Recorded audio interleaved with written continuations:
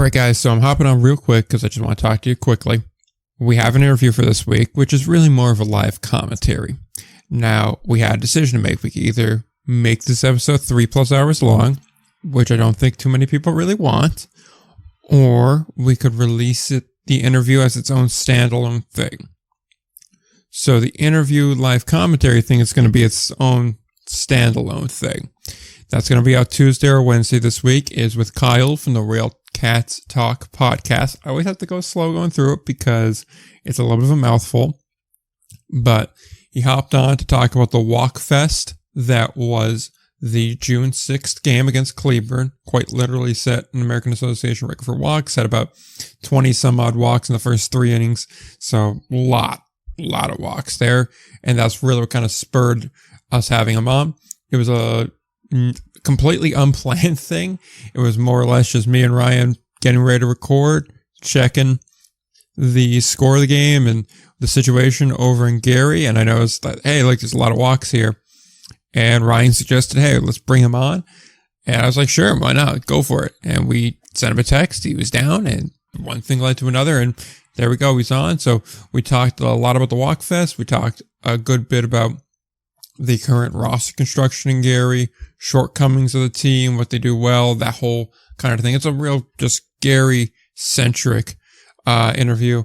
I believe it's about an hour to 90 minutes long, give or take. So it really would have added a lot of length onto the show this week, hence why it's its own standalone thing, because I want to give really justice to the interview and the show by not just trying to force it in there, because again, we walked in without a plan for an interview this week, and we walked away with one anyway, which was still a very good interview, and we'll have Kyle on again later on in the year when we actually, plan for that and have a structured base and all that goes along with it. So, that being said, this is just a regular episode. You'll hear that interview in the middle of the week this week when we release it as a bonus episode.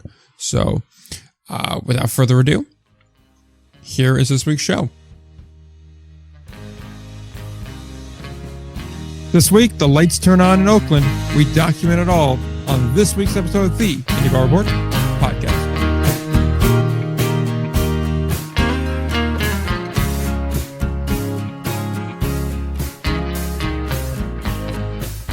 We're back, episode 274 of the Indy Bar Report podcast. This is where I come up with something creative normally, but I don't have nothing this week, so. Got nothing, which we might have already cold open with something else too, so it's tough to tell. Exactly. Been a busy week, but a busy day. So much happening, so much excitement. In any case, this week, the Pioneer League is going to take center stage because we don't want to relegate them to the other league as we've been accused of in the past. Have we? Very vaguely and in passing, but Interesting. Like certain Pioneer League teams, I'll take that as the worst slight that's ever been levied against me. But now, if they were a little more direct, maybe we'd respect that. Maybe. Probably not, but maybe. It's fine. We're killing it. We should be more positive. We're going to try to be positive this week. Yes, sir. Kiss of death right there. Any case, Pioneer League had some happenings this week, particularly one notable one in the Bay Area. So we're going to talk about that because on Tuesday, we had the first ever Oakland Ballers home game. Game was a sellout. I'm not sure about you, but on my end, I didn't really see any major hitches. It seemed like it went off pretty smoothly, which is definitely a plus, definitely a positive. We've been saying for a while, this is a game that has to go right. Everything has to go well. While the team did lose 9-3 to YOLO, which I do appreciate the petty tweet from YOLO afterwards. Love that. The Vidi Vici. Oh, yeah. Game saw conquered. Yep. I appreciate that a lot. Still, overall, off the field was the real important thing. It still looked like a quality Pioneer League game, which is to say we did not have a double-digit score. Right. And considering what we've talked about in the past in regards to Oakland's pitching staff, that is a huge win in and of itself. So definitely like to see that. It seems like a good sign. I believe they drew a decent crowd the following night too. What was it, about 2,000, just under? Yeah, I think it was like 1,800-ish, maybe. Yeah, I thought it was like 1832, but I don't know. It was very specific for the I think. All right, but yes.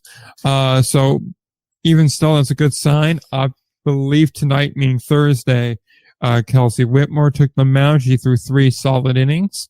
So that's a nice sign there. They're going to have some more going into it. And now they have their first weekend set of dates. So hopefully this will be a good weekend for them to draw. Important week for them. Important weekend. And so far it seems like it's off to a good start. Yeah, I agree. I mean, we literally talked about like, let's don't do anything to embarrass yourselves. Like, let's keep this eyes are on you. Let's execute well, and then we'll worry about the big things later. And it seems like so far that's what's been happening. So it's good. Definitely, it's good. And what, they're 1-2 at home now, seeing as they just lost to YOLO. Yeah. Sorry, counting is hard. Yes, I got there though. I got there. Overall, though, like to see that. And then they had what was it, about 60 volunteers out coming in to finish up the park. Yes, which is good. I mean, you love it if you don't have to do that, but I get there was a lot of work, not a lot of time.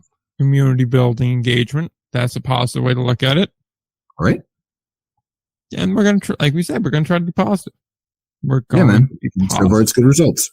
Exactly. And honestly, there's been a lot of pretty good pictures and stuff from here, too. So it looks like it was a solid crowd. Seems like a good atmosphere. Yeah, overall, I'm curious to see how it keeps up at, right? Because obviously you put in a lot of marketing, a lot of branding. They really tried to stack the ballpark those first couple of games, that opening weekend. So I'm going to be curious to see how it continues out. But again, to keep it positive, it does appear that things went well. Yeah.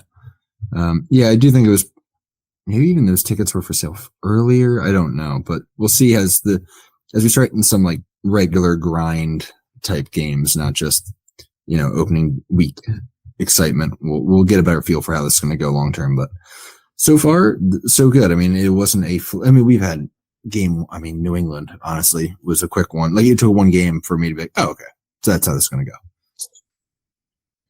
We don't have that. So it's a good thing. That is true. That is definitely true. So, any other major thoughts from opening night or the first 2 nights, even this most recent Whitmore start? Credit where credit's due. Kelsey did what she had to do. 3 innings, 3 runs, 2 earned, but struck out the first batter. That's cool. Get a little pop from the crowd there. A solid outing. She's been one who has struggled, and she's been prone to a blow up here and there. So, a good outing, with for the Pioneer League, that's pretty good in that standard. Like, that's a good thing. Too. It's good for everybody involved, so that's good. Yep. Plus, you like it when the ERA trends down. That's a good thing. I've been told. Never experienced it myself. Let's shift gears just a little bit here with keeping it on the Oakland conversation rather, but more on the field type conversation. Oakland pitching staff, something I mentioned just a second ago. I want to get back to that now because Tyler Davis has been signed by the Chicago White Sox, something there that is a positive for him, and I guess lends some more credibility to Oakland, the Pioneer League, indie ball in general. When we get guys signed, we love to see it. Go chase the dream. That being said, though, it does harm the Oakland pitching staff, right? Because now that group that is already thin gets even more thin, gets thinner, I suppose. So on that front there, what are our thoughts coming in there? Because it's going to be a bit difficult to replace them, even though we are at the end of the college season. So the reinforcements you're going to get, it's the time of year to get them. Yeah. You kind of summed it up. Well deserved. That's a good thing. It's a good thing for everybody. It's a good thing for the team. There's, obviously the financial benefit of that, the reputation benefit from that. Obviously it's good for, Tyler. It is going to be tough to replace him though, for sure. I'm curious to see how they're going to go about doing that. But I try to avoid looking at this, and there's certain times where it's unavoidable. Like we've talked, I think, Charleston now, and then going backwards, High Point and Gastonia are 3 teams that have famously just gotten raided with player signings. And it's harder in those situations where you're like, ooh, it's hard to look at this not as like, boy, is this a headache to deal with, because it's a goal. We want to get guys back affiliated. So that's a good thing. But there is definitely the balance here of like, oh man, like anytime you're losing pitching in the Pioneer League is tough, but now especially, losing a guy, he didn't throw a huge chunk of innings, but definitely the innings he did throw showed that he had good confidence with his stuff, and he was going about things with a strategy that, it was it was almost a noticeable difference between him and a lot of the other pitchers you're seeing day to day. So it's going to be tough to replace. So you don't. Plus, Tyler Davis does not grow on trees if you are in the Pioneer League. Yeah. Plus, a nice little two-way player too, so it gives you some more roster flexibility there. Right, not wrong. Can't forget two-way.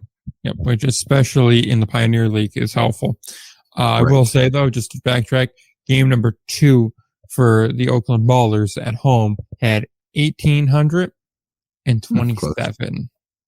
Okay, I was off by 5, so yeah, man. I think that's still pretty good. Pretty impressive work, yeah. I'll take my dub where I can get it. You got it. Because I'm a baller. God, I hate that. All right. Are you going to hate this next conversation that continues in the Pioneer League? Right on cue. What you got? I think we need to talk about the 3 teams that remain at the top of the standings here because they've been there now since the start of the year. They all have identical records, at least when I wrote this out.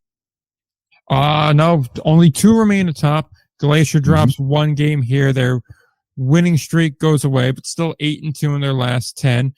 All equal 8-2 record in the last 10 is the 11-3 Missoula Palaheads, and the 11-3, 5 straight wins, 7-3 in their last 10, Northern Colorado Owls. Yeah, man. So it does appear that there is starting to be a little bit of a divide forming here. There seems to be 3 teams that are better than everybody else, although admittedly Boise and Billings are not that far behind, and realistically, even Oakland and the High Wheelers themselves aren't that far behind. But when we've played 15 games, it's kind of hard to really be like, these guys are way ahead of everybody else. It's more like there's 3 or 4 teams that are kind of falling behind early and are playing, especially in the league where they're racking up 6-game series. Where like, if you were to play that team above you and get 5 out of 6, it's like, well, where'd that league go? So exactly, you can't overreact to this point. And that brings me to the point of how much do we value an 11-3 record right now? Because obviously winning 11 of 14 games, regardless of who the opponent is an impressive feat. And you can only play who's on your schedule. That's, one of the common themes around here. But at the same point in time, if you get Ogden for 6, you expect to take 4 or 5. I mean, it's fairly important. If we're talking each 6-game series is one, math is hard, 16th of your year. So essentially, basically the old NFL schedule, it's kind of like that if you look at series to series. So yeah, I mean, it's pretty impactful. Each week is quite a bit on the line in a 96-game season. Now are they still doing halves? I forget. Yes, they are.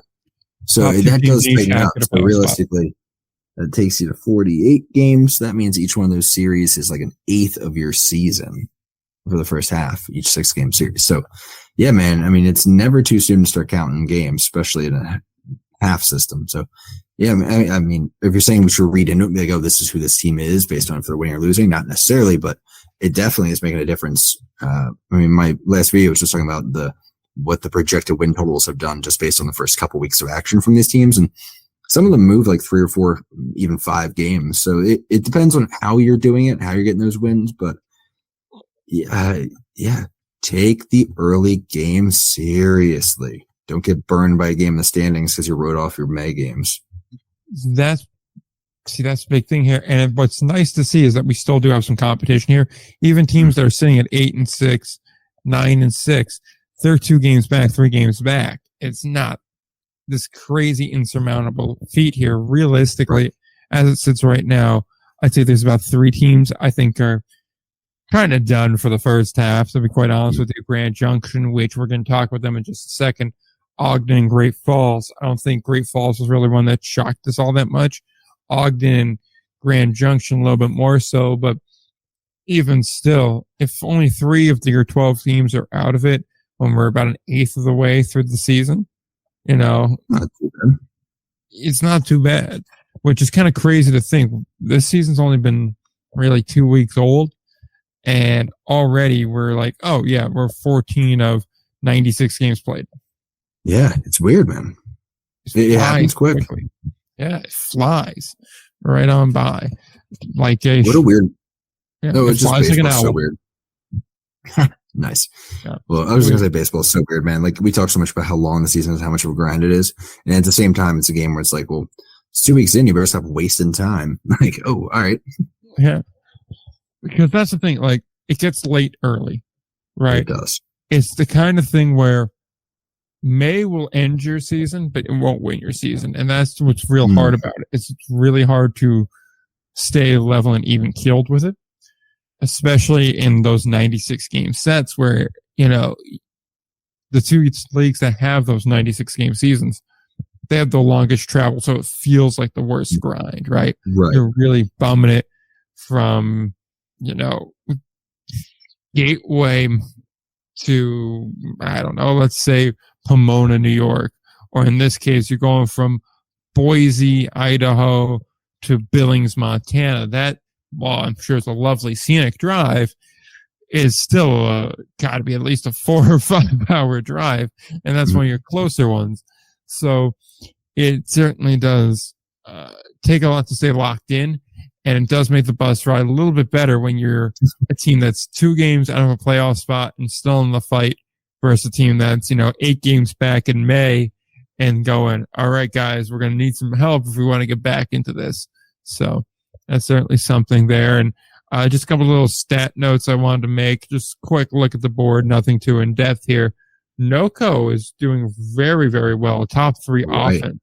Yeah, I mean, really, all 3 teams at the top here are top 3 offenses, but NoCo batting 372 as a team and an OPS of over 1,000, nearing 1,100 roughly, just under.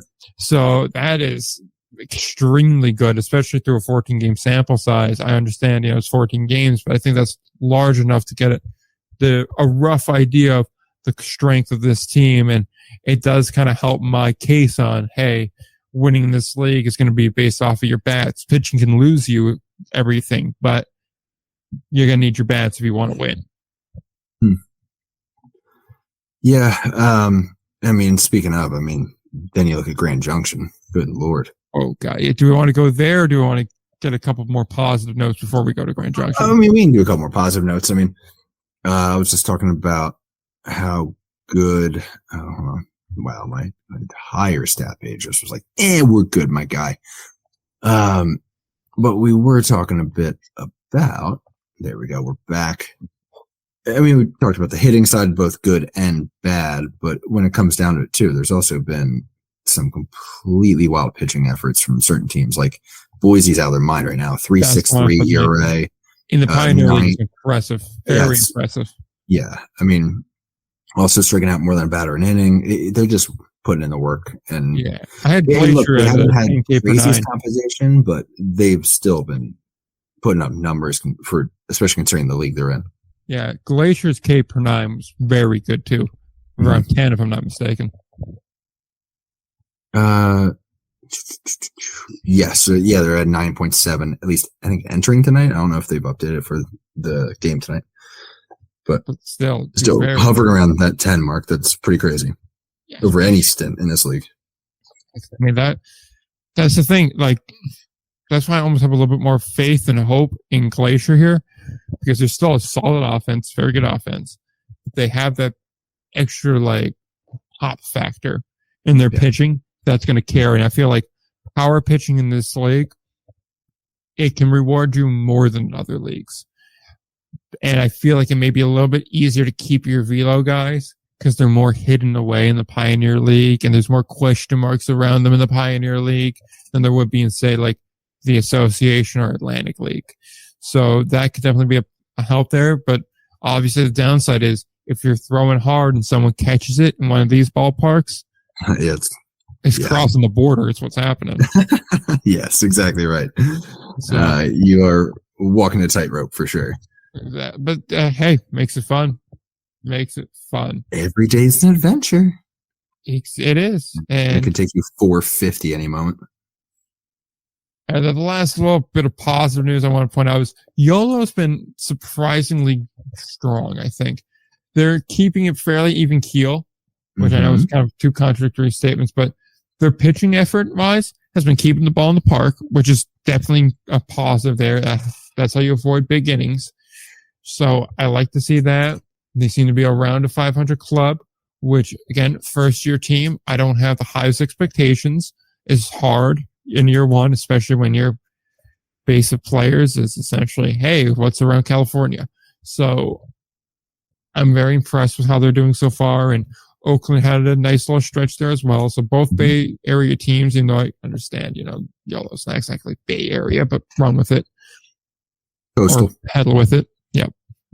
So still, it's a nice thing to see here. And also just a quick note on attendance wise, currently leading the way through 6 openings would be your Boise Hawks at over 3,000 a game.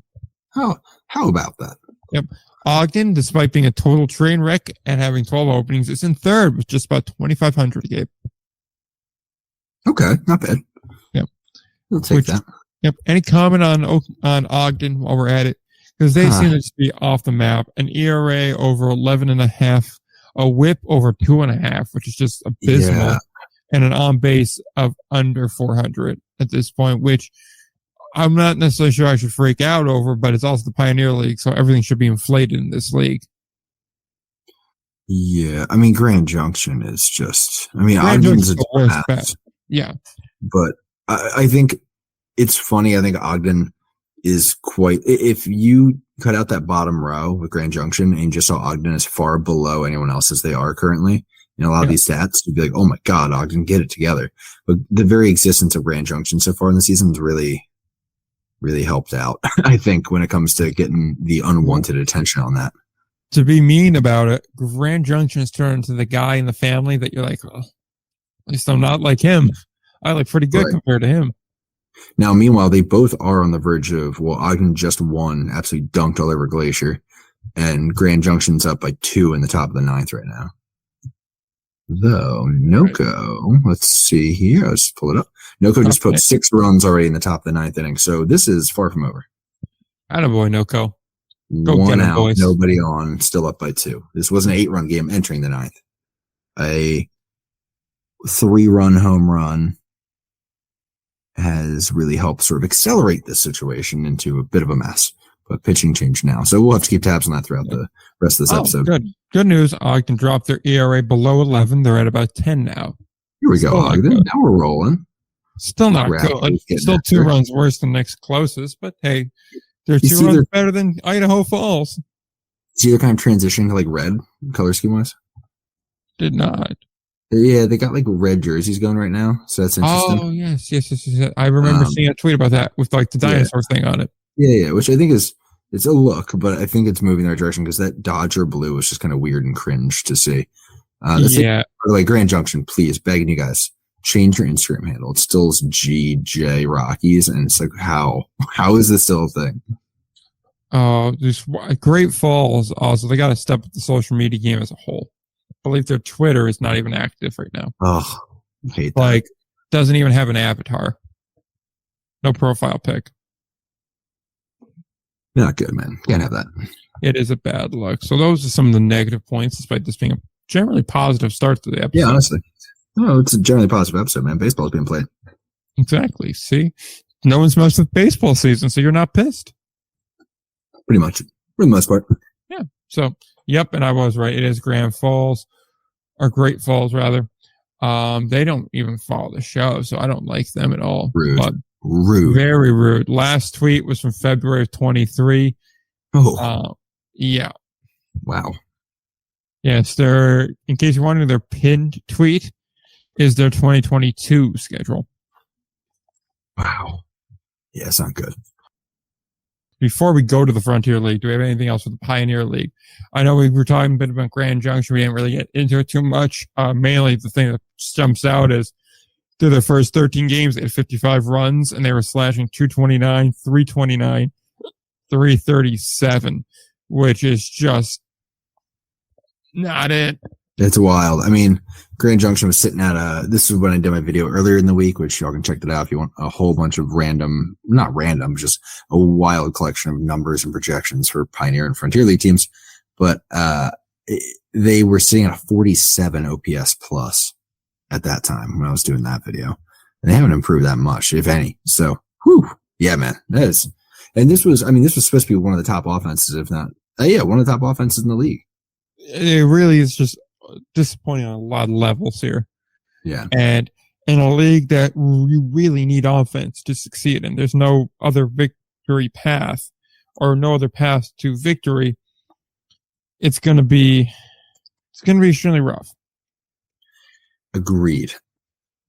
I'm not sure we want to talk about the poll quickly.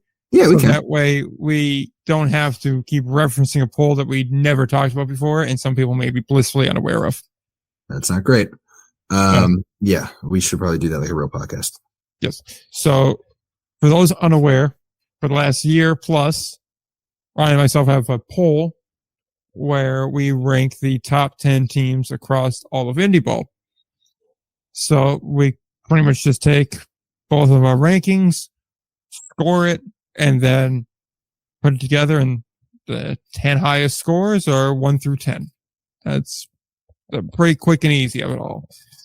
Some people noted from this past week that we have the best team in the East in the New York Boulders ranked lower than the third best team in the West, which would be the Gateway Grizzlies, if I'm not mistaken. So that these teams are separated by like a game. It might have been not separated by anything when we actually did the ranking. Yes, the rankings are basically done Monday. Yes. Because it's a travel day, it's nice and easy, not many teams play, and we have a good idea of it all. Mm-hmm. That's generally the logic on it. Also, we normally forget. And then on Monday, we're like, oh, we got to put this up. Whoops. Whoopsies.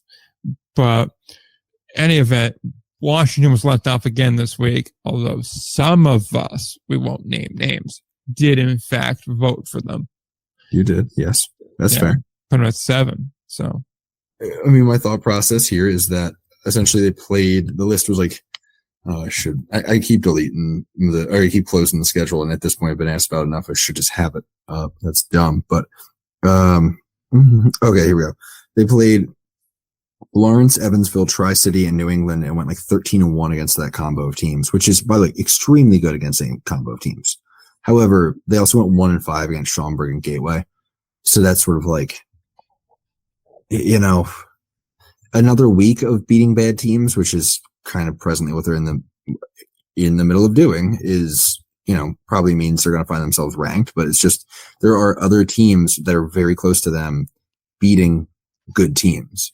So it just creates a vibe of, like, what am I supposed to do that? Especially like Gateway being one of the teams we're comparing to. Well, like, they got swept by Gateway to start the season. I don't know. Like, yeah, see, and I'll get into it a little bit more later on, because I do want to do a little bit of Find the Fraud segment when we talk about this West division. I think it could be kind of fun. We got 4 teams at the top of the West where we're going to find out which one's going to be the fraud. But that being said, though, that's really what it comes down to, is your strength of schedule really is a deciding factor here. And realistically, we could be having an argument as to why Lake Erie isn't in this discussion, because it's not like they're that far off everybody else. I mean, 14-9 coming into tonight. So, and they do have some decent wins. They got a couple against Gateway. They got one against Schaumburg as well. So those aren't bad wins at all. And quite frankly, they're better wins than what Washington has. And if we're going to sit here and pretend like 2.5 games is really, this Herculean mound to overcome, I don't know if I really co-sign with that. Just to give a little bit of context going forward, here is what the official poll read for this week. 1 through 10 is as follows: York Revolution, King County Cougars, Gastonia Baseball Club, High Point Rockers, Staten Island Ferry Hawks, Gateway Grizzlies, Lancaster Stormers. It still doesn't sound right, but I know.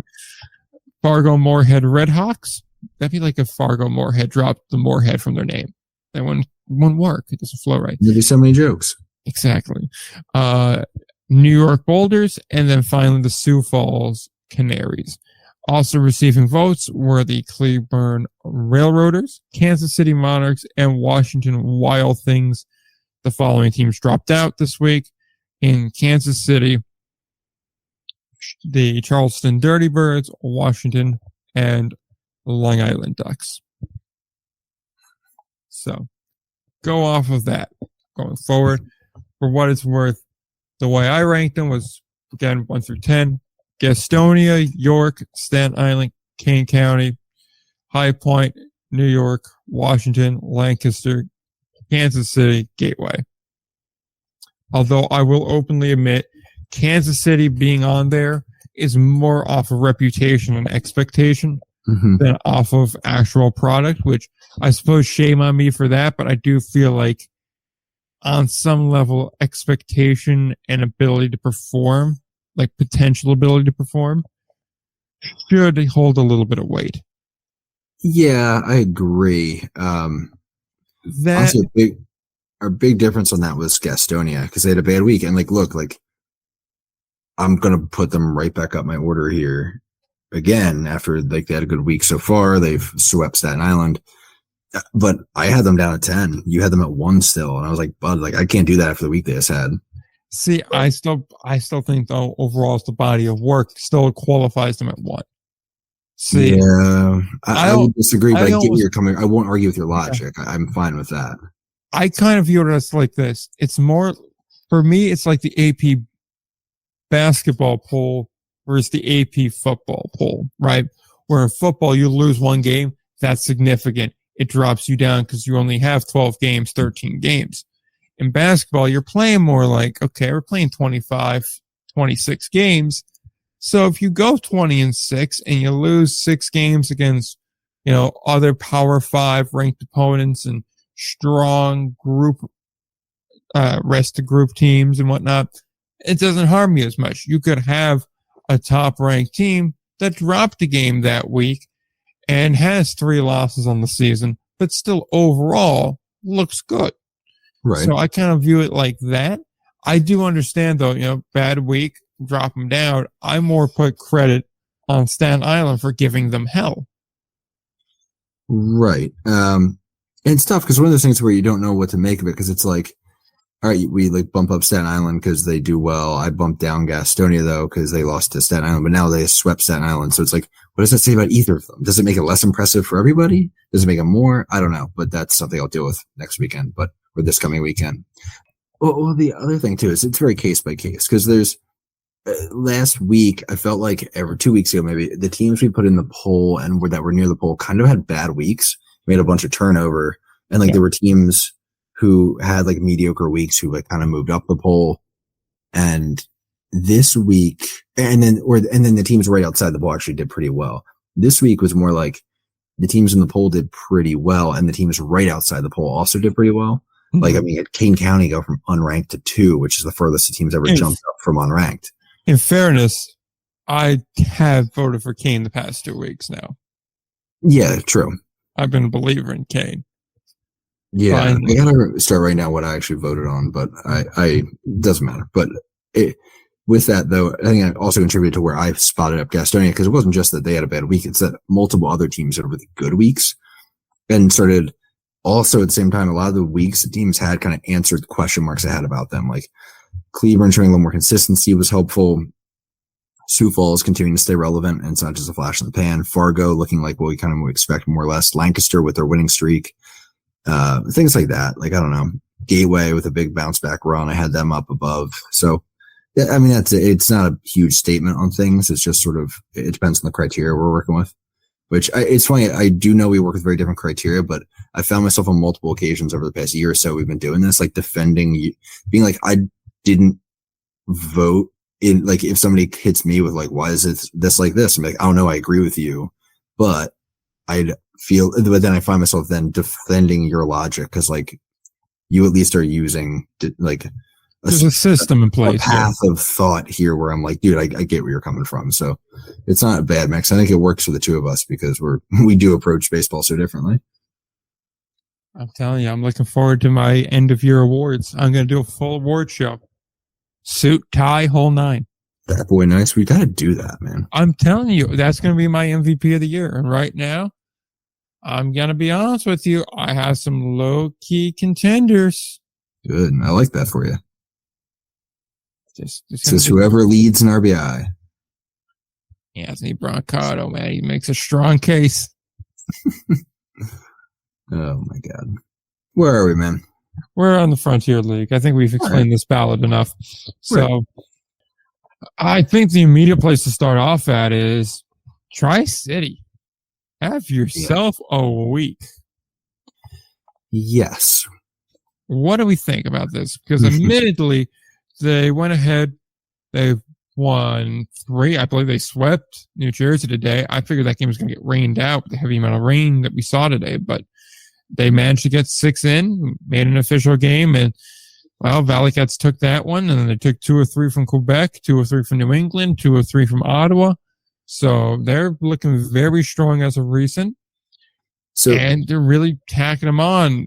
They've gotten over 5 runs in most of their wins. They keep them under 3 normally, so it looks fairly solid. But again, the caliber of opponent is something to note. That is it. And I feel like we said this. I think we talked about them and said, they're struggling so far. They need, this is their chance where they have to collect some wins because it's going to get more difficult. So the stretch that they've been on, they've now won, 1, 2, 3, 4, 7 out of 8. We can actually go back even further and call it 9 out of 11. 2 against the struggling Quebec team. Wow. Go USA Cricket. 2 out, last 2 games and 3 games set against Quebec, who's been struggling, which is another conversation we should be having. 2 out of 3 against Ottawa, who is not an impressive club.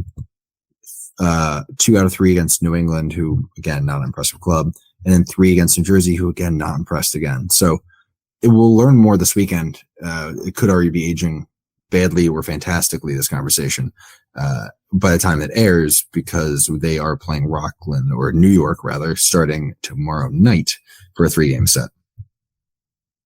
That is what I was about to get to. Is New York is still very clearly the class of this league. Yeah, they continue to impress me. Yes, they are among the best in it. I know we just went over the whole poll and we ranked everybody. I get that. They're among the class of this league, clearly the best in the East. Mm-hmm. And while, yes, there is 4 games between them and Tri-City, New York handles whoever they have to handle, right? They got a little bit of trouble from Quebec. They got a little bit of trouble from the Miners. But realistically, I mean, they really haven't looked bad or weak at any point. This is really, I think, a show-me series for both teams here.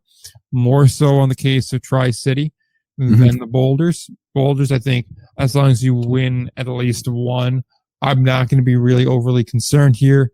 No matter how the series goes, you're going to be still in single-digit losses with a very strong chance of being the last team left there. Schaumburg being the only other team at 6. Everybody else is at 7 or more, so they have a chance going to the weekend to be in double digits at the very end of it. But that's not what we're talking about right now. So I feel like New York should win 2 of 3 here. However, if you're Tri-City, you win 2 of 3. Is that considered an extreme success here? Like, what's the bare minimum for success if you're the Valley Cats here? And what's the highest threshold to call it a failure in the case of the Boulders? I think if you're Tri-City, you got to get 2 out of 3. Stop falling behind. Yeah. Would you, however, say you win 1, you lose 1, then you lose another one, even close? Would you call? I know it's still a loss on the sheet, but as a moral victory to say, all right, we hung with the best team here, we cut them, we got a little bit of blood from them, and we made them really sweat there at the end. We lost in like the 8th or 9th, but we still proved that we belong. Yeah, that's obviously preferable to the other option, but I'd also point out I might feel differently if they were on the road. They aren't home for this. It's just it's not like it's a long road trip or something, but getting wins at home is ideal. So that's kind of just where my hesitation comes from on that one, and how I'd say 2 out of 3 and stopping the sequence of events that leads you falling behind more and more. It's also noteworthy too, like Rockland hasn't played superstars necessarily. Like their strength of schedule is not great either, but it's not worse than anybody else in the division, though. I agree, and that's where it gets complicated because we can sit here and be like, well, they got to play somebody better, but who? Like who are we waiting for? Like the East Division is not a good division right now. So we're waiting until the end of July when they play Washington at Washington. Right, that's basically it. Was it so far? It's been New Jersey, Trois-Rivières, New England, Sussex, Quebec, which Quebec, they lost 2 out of 3, by the way. So, like, your 1 series loss was the one legit team that you played. 2, they won both games against Sussex, and now it's Tri-City. So, like, I don't know, dude. They also could be on fraud watch if they drop 2 out of 3 at Tri-City. Fraud watch. At 17-8, they could be on fraud watch. Legitimately, though, I am looking at this schedule and I am seeing this team, and I'm like, they have one. That Washington is like really their only tough one. Yeah, it's weird. So, like, are we going to be wrong to be recording this up? The whatever number episode this would be, I guess would be about 280, about 280 to maybe 281 on Thursday, July 25th. They will have just finished up their second coffee cup game in a row against Ottawa. Be headed on the bus, going out to Washington, and we'll be saying this series could define their season. Is this hyperbolic? Because it's the only good team they play. And sure, they may get to the championship round, but if you get there and just get kicked in the teeth for 3 games and then disposed of like a used napkin once you're there, we're going to point back to that series in July and be like, they played a real team and look what happened. Yeah, I don't know. I don't think it's going to define it, mainly because the division's so bad that no one's really out of things. I'm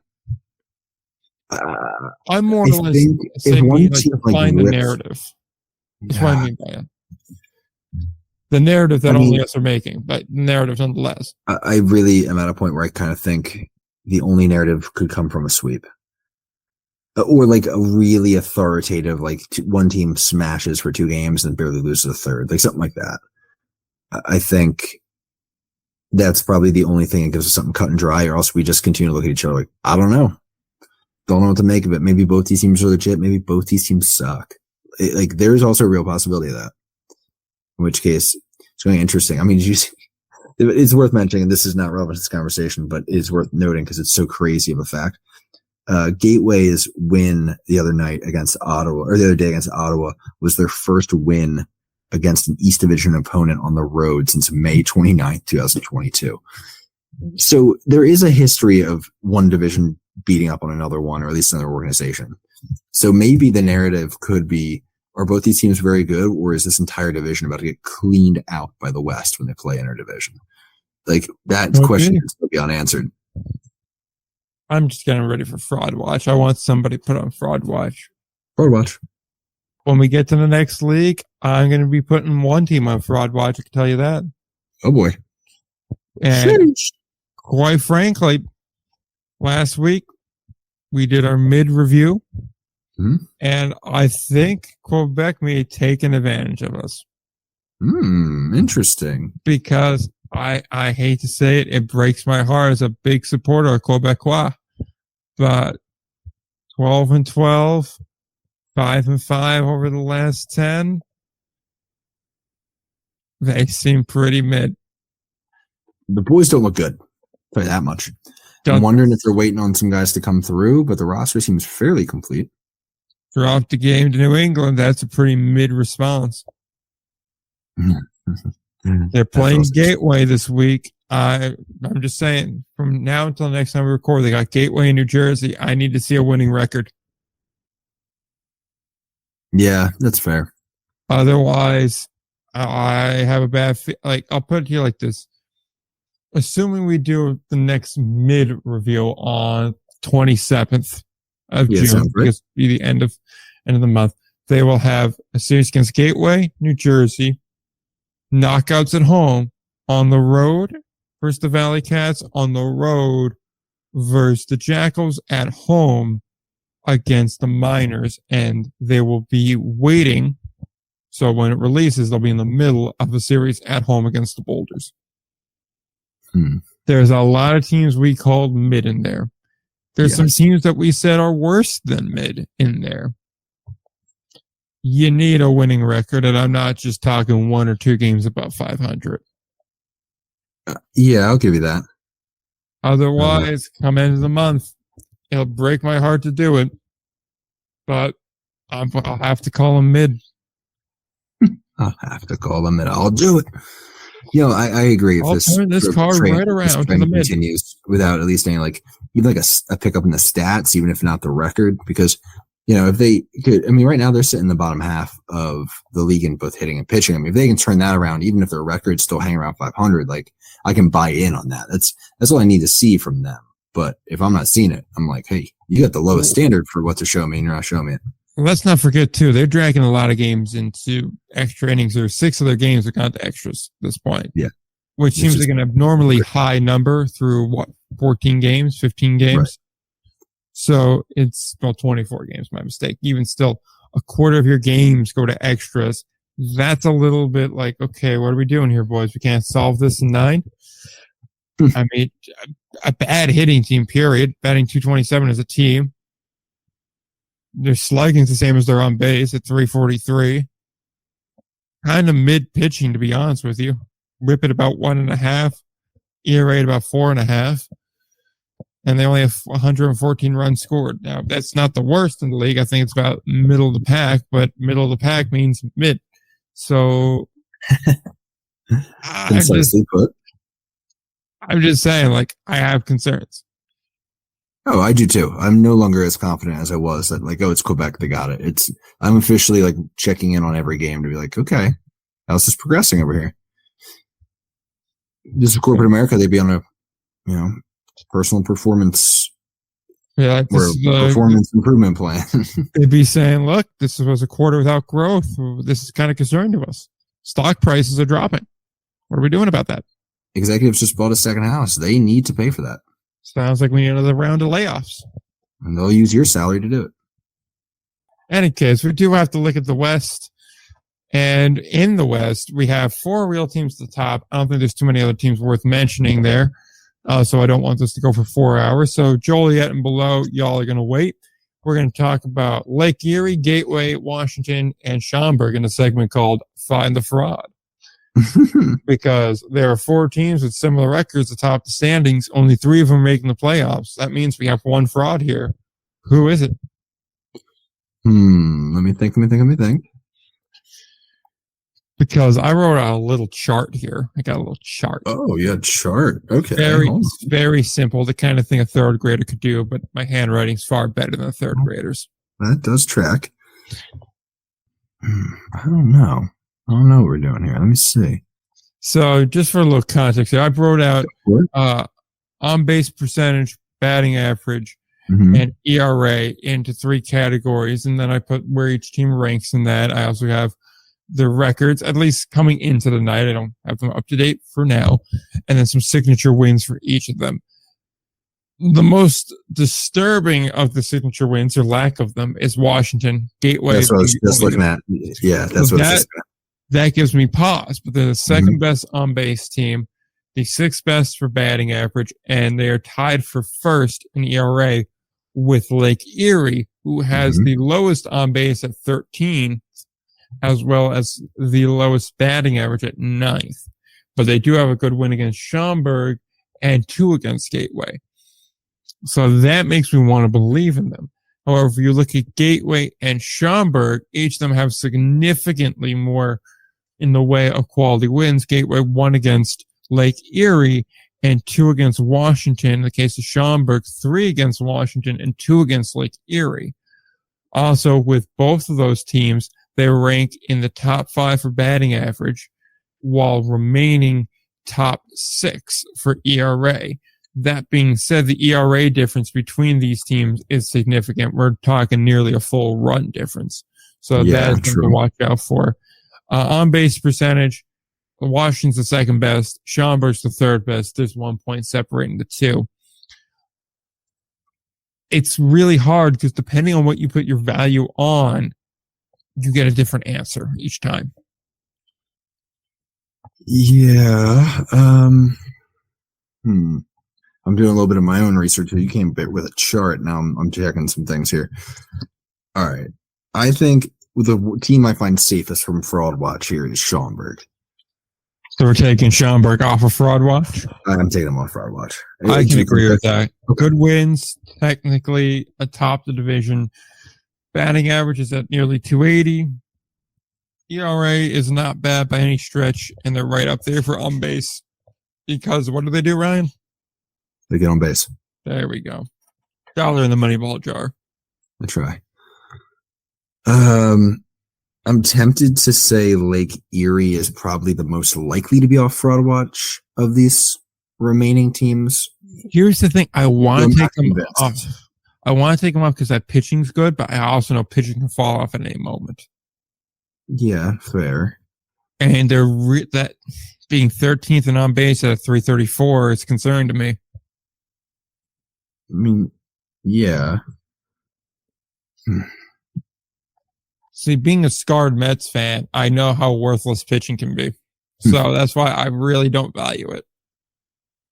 I've seen too many 2-1 losses. Yeah,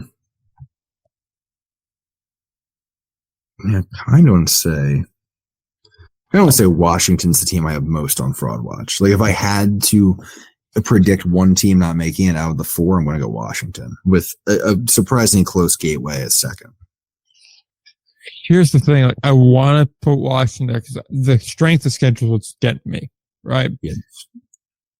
But at the same point in time, they still have better measurables than Gateway has right now. Yeah, your measurables get real good when you play bad teams. That's where I come back to. So it's the kind of tug of they're better on paper versus because they played a bunch of nobodies and never worse. Right? So small sample still. I mean, how small is it? We're 24 games into a 96-game season. I know, but not everybody's played each other, so it kind of stays small until the divisions kind of play each other. Though to be fair, I mean, I even think a season's a small sample, but I know that's not a justifiable position to take. See, I feel like I can take Gateway off of Fraud Watch. I don't think they're there. I think they're pretty middle of the pack at everything. I feel like they can maintain where they're at. I do think losing Osvaldo Barrios definitely hurts you. Mm-hmm. But I think they'll be able to overcome, which, by the way, whoever does the Gateway social media, do not let Mike Pinto see that you called Steve Brook a head coach. He does not like that. You're not a head coach on the professional level. No. And I'm going to be throwing you under the bus later on this week. Jesus. All right. I mean, apologies to Mike for misnaming his band. I thought it was San Antonio Express. It's San Antonio Transit, and I know that, and I got it wrong anyway. Sort of Cam Nice things. Lordy. Something else, ain't it? Yeah. I don't know. I feel like if I had to pick one, I'm saying Washington. If we're doing Find the Fraud, got to pick one. I'm going Washington right now until I see them beat some quality teams. Right now, they have 3 games against quality teams, and they've lost all of them. So you pick up the phone, you're calling the credit card department and saying, I need help. There's fraud in my account. The wild things have got hold of my credit card. Sounds about right. See, I feel like I want to do it for Lake Erie just because the only thing they're particularly impressive on is pitching, is that ERA. And their really only quality wins are 2 against Gateway, 1 against Schaumburg. And Gateway, well, I think they are probably the second best team here. I'm not overly sold on. I'll give them credit for the Schaumburg win, but it's still 1 win. Even the best teams lose a game. So I hesitantly, and I mean it extremely hesitantly, put Lake Erie on Fraud Watch, but I have a feeling in 2 weeks from now that can change dramatically. I agree. I mean, I wouldn't put any of them on. I mean, I wouldn't say any of them are safe or frauds at this point. But if I have to, that's where I would go with it. Either way, though, I will say this. Lake Erie has been a very pleasant surprise so far this year. Yeah, it's been fun. I like it. It's honestly, without them, I mean, this division's kind of uninteresting. Why? Because there's no race? You're right. If this was only 3 teams, well, ta-da, there's 3 playoff spots. So drama gone. Can't argue with it. Yeah. Can't really argue with it, which I guess before we move on to the American Association, do we think this is a good sign for things to come for Jared Lemieux? Yeah, I think so. We're starting to see really like what it looks like when he's got the roster put together the way he wants, and it seems to be executing for the most part. Obviously, again, there's the strength of schedule question, and there's some good breaks going their way, but yeah, man. Yeah, I am liking his roster construction a lot. I will say this is a big week from coming up. 3 at home against Three Rivers, and then 3 at Schaumburg. So this could be a very big show me week. They get for sure. They get Florence and then Joliet after, and then they get another Gateway series, and then they get Windy City and Washington to close out the month. This could be a big month for them because it does get a lot easier for them as it goes along. I will admit August is the gauntlet for them, at least as it sits right now. I mean, right after the first week of August, it's just straight Schaumburg, Gateway, Washington, Schaumburg, Washington, Gateway, the rest of the way in a series against Joliet at the end. But hell, I wouldn't be shocked to see a Joliet team that's kind of in the spoiler role, or maybe even make a little bit of a charge somewhere in there. I agree. I mean, it's too early to count Joliet out for sure. I think, that was too aggressive to be like, oh, it'd be a 3-team race. I mean, they're playing 3-game series and Joliet's 5 out of a playoff spot. So whatever. But it is keeping in mind, we're kind of classifying who has played who at the top. All those games pretty much that they didn't play each other, they've played the other 4 teams and they've had good enough results where they're at the top of the standings now. So there is head to head even a pretty solid divide here between these teams. Definitely. So on that note, let's go to the American Association. A little bit of news before we get into the actual baseball to discuss. They announced their class of 2024 for the Hall of Fame, the American Association. This was announced last Thursday, so a day after we recorded. So we'll catch you up to speed on it. 3 players go in, a manager and an owner. The players are David Espinoza, Ben Moore, and Kurt Smith. Manager is Hal Lanier, and then Sam Cates goes in as the owner. In the case of Espinoza, he was a Grand Prairie Air Hog from 08 to 11, Lincoln Salt Dog from 12 to 13. He was a Kansas City T-Bone in 14, also in 2014 and 2015. He was a Wichita Wingnut, and then a St. Paul Saint in 15, a 2-time champion, league record holder for triples, and he scored 529 runs with 801 hits. Any thoughts on Espinoza before we continue down the line? Not really beyond the numbers. I mean, I hate to say it, I feel like a lot of times don't have a ton to add on these things because it's, unless you vehemently disagree, in which case you're really going to spend the energy vehemently disagreeing about someone getting a Hall of Fame nod. That's kind of rough. So yeah, we don't have too much to add. Ben Moore, Winnipeg Goldeye in 06-07, a Sioux Falls Canary / Pheasant, I suppose, from 08 to 11, then again in 13 to 14, and then from 17 to 20, he was a coach. And also a Laredo Lemur coach there in 16.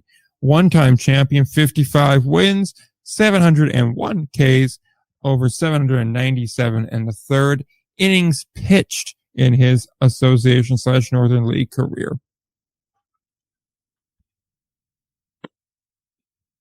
Again, I mean, not a ton to drop. I mean, 4th most in league history in Ks is pretty impressive for how long this league's been around. Yeah, I don't know.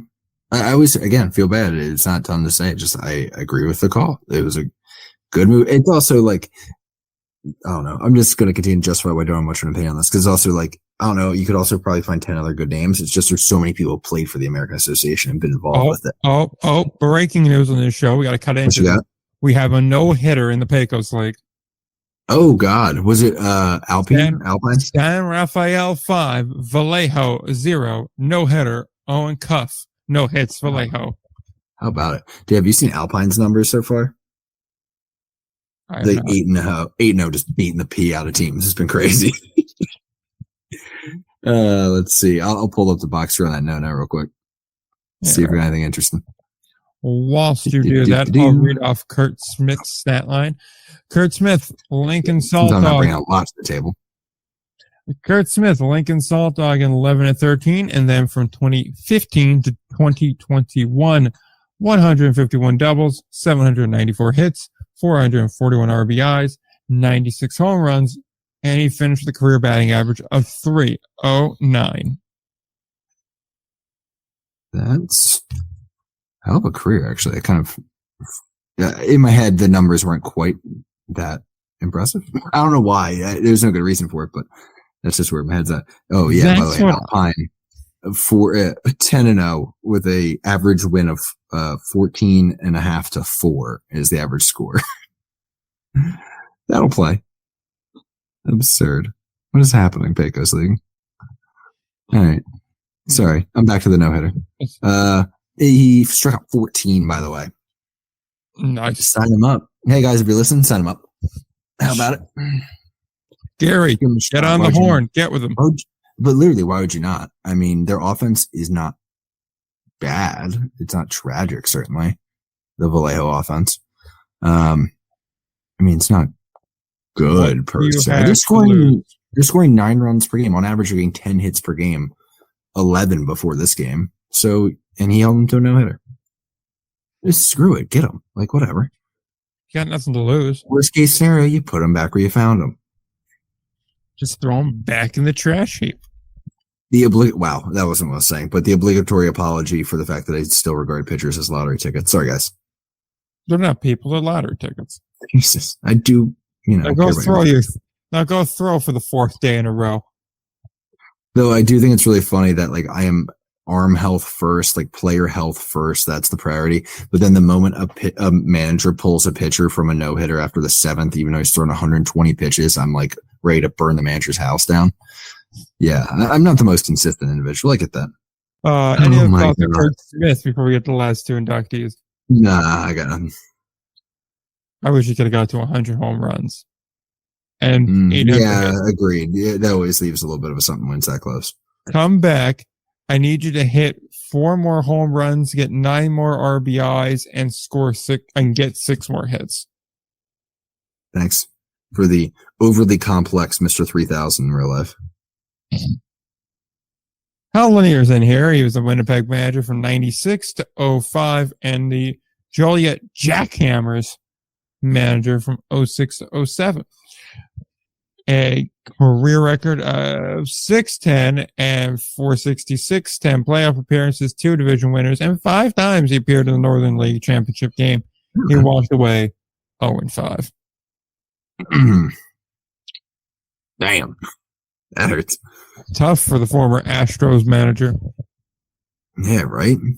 Damn. Well,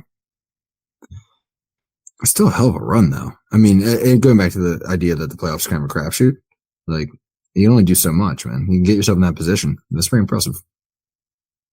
When last now in the asylum they raised him in. Oh, my God. I want to take the bait on the Taylor Swift thing because I know I have to do stuff after this. So I'm like, no, I'm not going to indulge the rabbit hole. We'll keep trying to get you to bite. Sam Cates up next. He has the Winnipeg Goldeyes owner from 94. It's definitely Sam Katz, by the way. I'm just going to step in on that one. Cates, Cats. Who knows? I don't. I'm a moron, by the way. So we're clear. Regard pronunciation to the side. I'm an idiot. He is the owner of the Goldeyes. He got the current park built. He was also the mayor of Winnipeg from 04 to 2014. Funny how that happens. Funny how often business and politics is wrapped up. So those are your nominees and inductees for the class of 2024 in the American Association Hall of Fame. It'll be done over the All-Star break in Kansas City on the 23rd of July. In any case, speaking of Kansas City, are we putting the Kansas City Monarchs on fraud watch? I don't know. They got punked by Gary. They're on fraud watch until further notice. You even get many walks. We'll talk about the walks. I don't know. They're still 2.5 up in the standings. They're still 4.5 up from the playoff line. So that's where I'm kind of like, now, I mean, are they a legitimate threat the way they have been in past years? At this point, no. But I think there's also plenty of time for that to change. Now, I could be wrong. The rotation is trash. Oh, Jesus Christ. All right. ERA above 6, they're trash. All right. Okay. Back up here. And because I need some actual insight from you other than that, which is because you've been covering this longer than I have. Yes. it is in my head that Kansas City puts together good rosters, but doesn't necessarily make massive moves in season. Yes. Am I off? No, that's not that far off. Occasionally, you'll see one or two big moves. More than occasionally. They don't really have one or two up their sleeve, but it is really one or two. And if we are to believe GM Barone is one of the two, then it's like, all right, boys, what's the plan for the pitching? Because you lost two of your starters in Moats and Goodell? Yeah. So there goes those two. You have Gavin and Curtis that are pretty much all you have left because Goddard, Ramirez, and McCaffer each have 5 starts. Each have thrown about 20 innings. The ERAs are as follows. Goddard, 6.13. Ramirez, 6.64. McCaffer, 9. Yeah, I mean, that's not good. No one's saying it's good. I'll give them this much. Gavin and Curtis are very good. Gavin at 309 or 304, and then Curtis at 3.31, but that's not enough. Absolutely handling it, yeah. But you need, a whole pitching staff is what I'm going. Bullpen's fantastic, but you need at least one more starter. Right. It doesn't do any good if you're down 6-1 when the bullpen gets the ball. Yeah. And I look at the rest of the lineup here, and Swaggerty looks solid. I'll give him that. Rutherford and Tostado look good. GM Barone's coming around. Izzer, his 11 games in behind the plate, and he's looking like he's fighting himself, but small sample size still. Bissonnette, he seems to be a solid middle guy. Same thing with Ross Adolph. He's a good power guy. Has a little bit of contact to him as well. Got some speed. Looks like a couple of triples in there. Strikes out a lot, but that's price of doing business for guys that are swinging for the fences. Once you get past him, though, it falls off a cliff. There's no real depth here. Amaral, I think, is supposed to be one of those big additions. Only 2 games, so I won't comment on him. But I would like to see more. 3 RBIs is nice, but, 1 hit isn't. Aguilar and Ortiz, I think I can confidently say that they are what they appear to be at this point. Same thing with Jones. Cannon has some power, but batting under the Mendoza line is not great. And Bradley, kind of the same boat. I feel like he strikes out a bit too much to really be effective, but then again, he draws a lot of walks. So he does find a way to say the line, Bart. He gets on base. Exactly right. So I kind of want to give him a pass.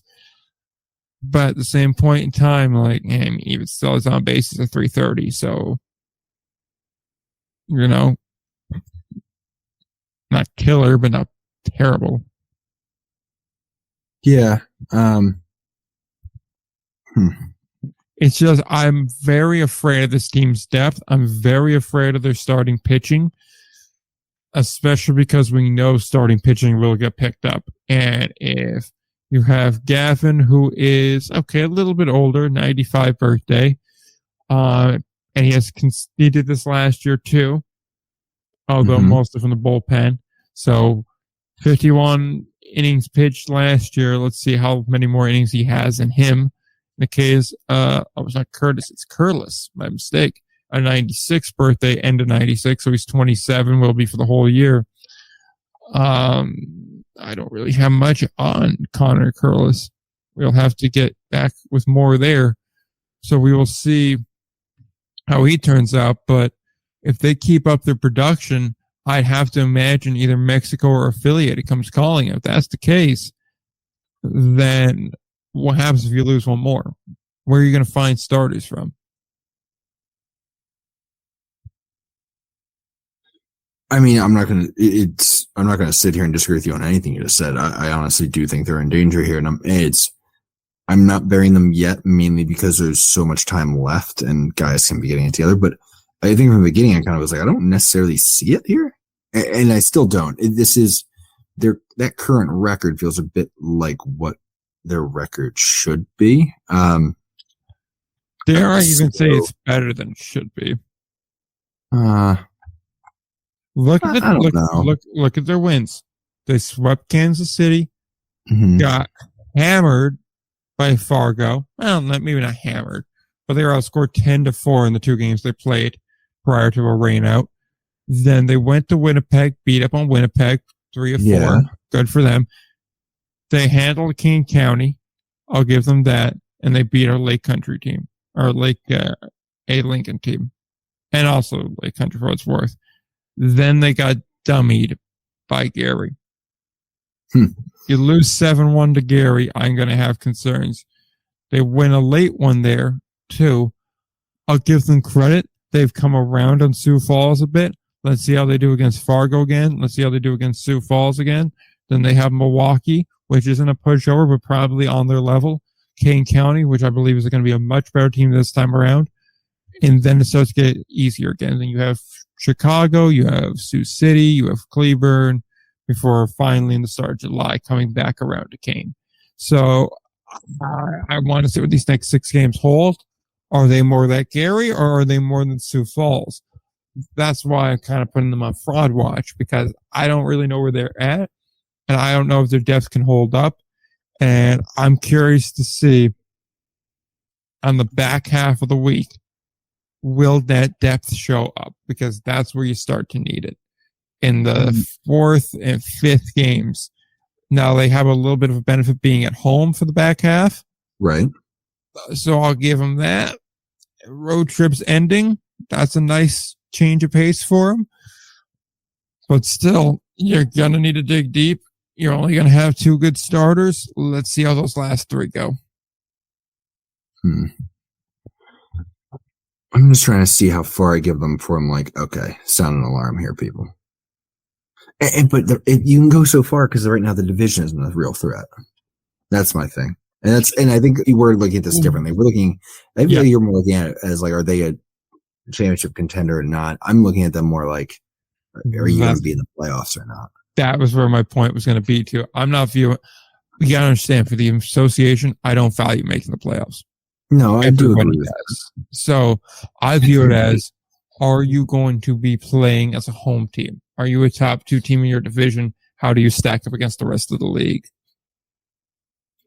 And right now, I don't think they stack up all that well. And I get it. I'm talking about a team that's literally a game out of first place. Like the sky is falling. But I'm just not overly convinced by this team, because that Gary series shakes me. Dude, I think we're overreacting. We just were talking too about how like Gary has a tendency where like all of a sudden they can smack you in the mouth out of nowhere if they get a good outing, and because they have some offense who can play.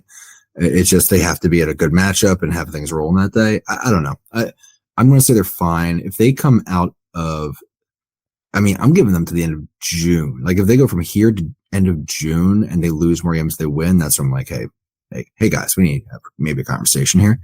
But even then, I don't know. I just think there are enough guys on the staff that could become guys or at least hold solid. And then as long as you don't need to add top level talent, like there's a couple teams out here where it's like you need to add like a top level starter and probably a top level bullpen arm to be competitive here. That's just not Kansas City. That's not where they're at. They need to like fill out the rest of the roster a little better and like kind of figure out how they want to get this lineup operating and how they want to set it up to get the best approach. I just think, and there was a lot of turnover in this roster. I think guys are getting settled in. I'm just not going to stress about them at this point in the year. Fair, but when we get to July 1, if they don't impress you by then. Oh yeah, then where are they going to be? Like, okay, like this needs a, like, are you making moves to make changes or not? Type of thing. Yeah, man. I just really think that I can always go back to look at Winnipeg because I'm just like, damn, this is such a great pitching team. 4 tremendous starters. Right. And I almost wonder, like, if you are Kansas City, do you go, hey, can you part with one of those top 4 starters? We'll give you a bullpen arm and a player back. I don't know, man. I don't think I'd take that. What would you need back? Let's just say for the sake of argument, okay? It'll be, obviously, Medalovic is not going anywhere. Seabrook is definitely not going anywhere.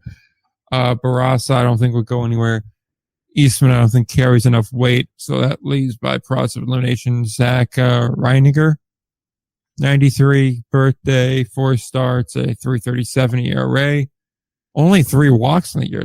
God damn, is that impressive. Listen to a hit in it. He's averaging about a base runner an inning. God damn. Love that whip from you. Although, he punks the teams he should punk, and he struggled a little bit against teams he should struggle a little bit against. If you are Winnipeg, what do you need to part with Reininger? I just don't know that I do, especially to do a deal with a team that you're so likely facing in the playoffs. Like, I just don't want to put a whole damn starting pitcher in the hands of a team who is likely going to throw him against me in a playoff series. Counterpoint. What if I give you a good bet that has a couple of years of control on him? Okay. I just don't know what good bat you're going to let go. I mean, you got to give something to get something here. I'm trying to find it myself. I know. I'm trying to line up, though, but it's also got to be a position where Winnipeg is looking to improve. Things get complicated when it's in division. That's all I'm saying.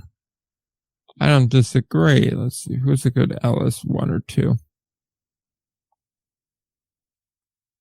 A lot of LS 3s here. Josh Bissonnette is an LS3. Could be kind of interesting. Actually, Herbert Isner is the interesting one. He's an LS2. He's a catcher. And currently, he is hitting .316 with 2 home runs through 11 games, over a hit a game. If I were to give you, say, Isner and one bullpen guy, that is, let's see here. Who's an LS2 that's having a good year? Say J.C. Keys. Hold on. Keys and Isner. Or Iser. Yeah, I mean... Controllable arm. Yeah... Controllable arms are valuable. And Iser is a controllable bullpen guy. Former Reading Royal, too. Or Reading Fight and Phil, rather. My mistake. Hold on. I mean...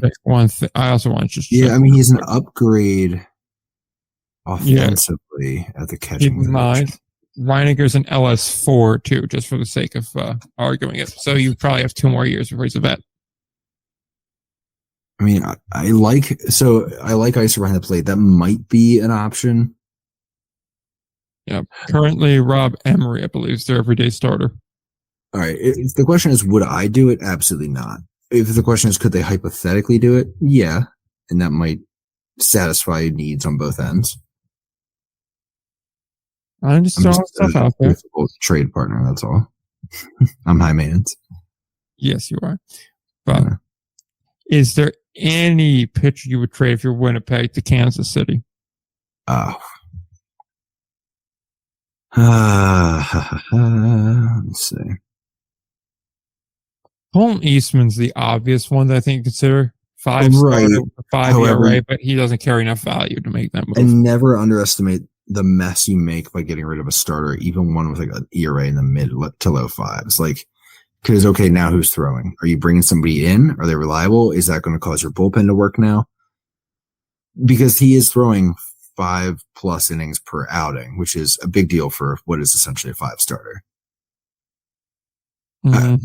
That's the worry, is that, okay, are you bringing somebody in from the pen now? What gap does that leave? And what is a very effective bullpen?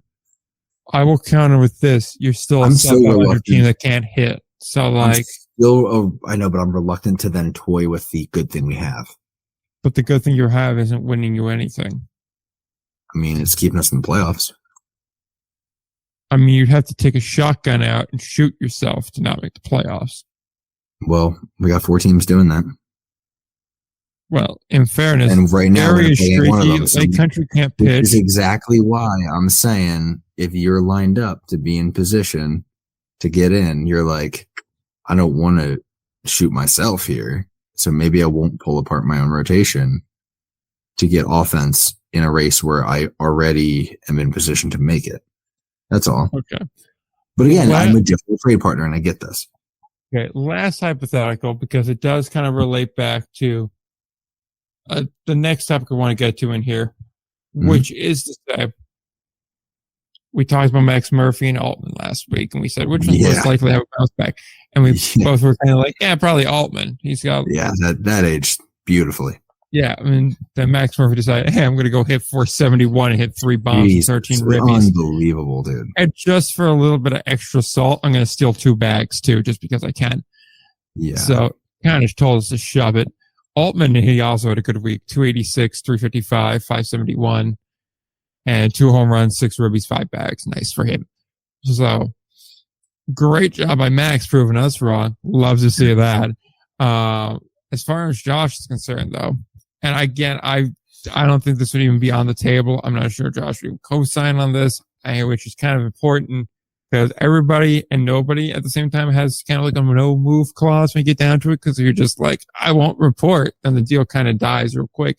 Mm-hmm. So it would obviously be contingent on him doing that. But hypothetically, if Lake Country were to fall way the hell out of this, and you're like, okay, Josh probably not going to stick around in the association next year. He's probably going to get an offer to go to Mexico or Korea or something.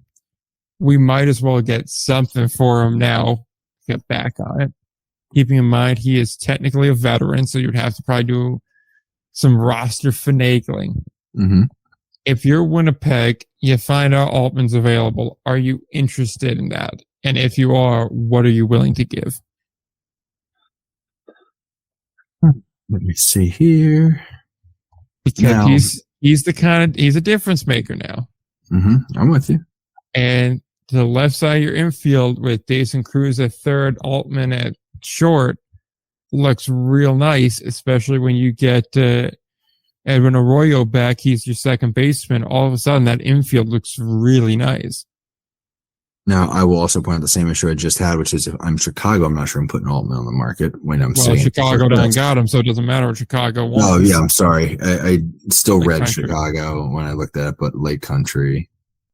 Assuming he's just kind of done after this year, which is a big assumption, I will grant you. What are you willing to pay for a rental? No, a very good rental. Here's the deal. Andy Armstrong is probably the weakest hitter in the lineup most days. Yeah, so that's who he'll be moving in for. I mean, then I'd be willing to talk pitching. What arm are you willing to? Yeah, that's the big question. Because that's the thing. Lake Country's not doing that until they're all but dead in the water. Mm-hmm. Well, they're going to want an LS1 or 2. Which brings us to a guy like, say, Justin Courtney. Let's see. That's a steep price. But he is a bullpen guy. But if you're going in a playoff run, you're going to want the bullpen guys. Or are we talking relievers? Or are we talking starters, rather? I mean, I imagine Lake Country would probably want a starter. I imagine that too. My counter argument would be Augie Voigt, who's a reliever. Now, was that deal under duress? Sure. Yeah. But now, I mean, the high... If I have to go up a starter and I'm in a position where we need it, yes, I would probably want to go up Landon Barassa. I got to remember what's his classification again, though. LS2. Oh, LS2. He's been around Winnipeg since 2021 as well. Had a great 21, not great 22. Not great 23, but I don't really trust. He's finding something now. Yeah, it's tough to give up on him now. Yeah, and I kind of write off last year because last year under Greg Taggart with the pitcher, right? Brother was probably too concerned about running laps. Also, he is a Canadian too, so that kind of plays nice in the Canadian market. Lethbridge, Alberta, in case you're wondering. I mean. Oh, he's a switch hitter, too. Eastman is like the worst starter they have right now, but Colton Eastman would be their third or fourth best pitcher at Lake Erie. So that's worth considering. Lake Country, but yes. Oh, God, I keep doing that. I'm tired. Yes. I mean, Well, let's eliminate guys that we absolutely would not give up. Okay. Yeah. I mean, go ahead. Seabrook, not going anywhere. Canadian guy. Matalovich. Yeah. Not going anywhere. Yeah. LS2 especially won't go anywhere. Yes. So those two are off the market. I mean, even like Barras doesn't feel like he'd be that option. I feel like there's too many there. I almost Leininger throws too many innings, I feel like, to give up, but everyone kind of throws that many in their rotation right now. Exactly. And like that's the thing though, you have to give up something to get something. Yeah. And like I said, it's not like you're just giving up for anybody. You're giving up for, a top shortstop that admittedly has not had a great year, but it looks like you may be finding something. Yes. And if you're taking out like a 211 hitter, plus keep in mind, if you're giving up Reininger, you're giving up a former major leaguer too. Right. Yeah. 53 games in the majors is not nothing. In the 275 professional games he's thrown in, Reininger's only started 15. His career high for innings pitched would be 63 across 3 different levels in 2017 as a 24-year-old. Mm-hmm. So that's 7 years removed from that? Yeah. There's question marks around how stretched out he might be. Yeah, and also he hasn't pitched since 22, did not pitch at all in 23. In 22, he only threw 2 innings. Mm-hmm. In 21, not including winter ball, he pitched in Double-A for Oakland. He threw 23 innings. So since the pandemic, it looks like he's pitched about 25 innings. This year, he is already at 24. Make of that what you will. Yeah. I don't know, man. And it's also tough because it's like, how demanding are you if you're Lake Country, assuming that Altman has it together at this point? Now, if you're a seller, sure, you're less demanding. But yeah, I would only be in a seller situation that they would even begin to entertain the idea. That's why I threw it out there. I thought it was depending on Landon Barraska, depending on what's going on at that point. I mean, if he regresses more toward a 4 ERA, it's kind of a sweet spot. But I don't know. Yeah. I don't know. We should just do, as I said, I've suggested before, just do matchmaker episodes. We just try to find spots for guys, but I don't know if that's the best listen. I think it's interesting, personally. But, yeah. Is there any, I'll leave it off with this before we just get one last piece in the association before hitting the Atlantic League quickly on the way out the door. All right, because I definitely got a roll here. Yeah. This is going way too far, and you got like a 4-hour episode in your hands. Yes, I do. It'll be fun, but regardless. Is there any way you do a package deal? Maybe 2 players for one. I mean, sure, maybe. It depends on what teams need. Yeah, they're just looking for young guys with some potential. Yeah, but that's not really what Winnipeg's pitching staff is made out of. Like, they've got guys that are a little too far along to be usable that way. A lot of LS2s. Yeah, you're right. That gives you what, at least 3 years I tend control? to judge it just age-wise, but no, you're right. Yeah, I mean, like an older LS4, I feel like has value, right? I mean, like, yeah, you're right. I mean, even still, their pitching rotation is mostly 96 and 97 birthdays. So, I mean, 27, 28 isn't that old. I mean, hell, an LS2 that's 28 really is not the end of the world here. Like, Justin Courtney has some value at that. I follow you there. I don't disagree with anything you're saying. Yeah. But yeah, I think it's interesting. Maybe something. I definitely would consider it, especially if especially if we're at a point where Lake Erie just wants to get through some innings.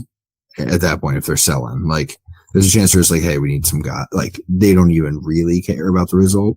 They might be down for that sort of arrangement if they know they're not really going to be able to keep Altman. Maybe next year, if this is the situation as well, then that definitely adds to it. But yeah. Yeah, I think there's a deal to be made there.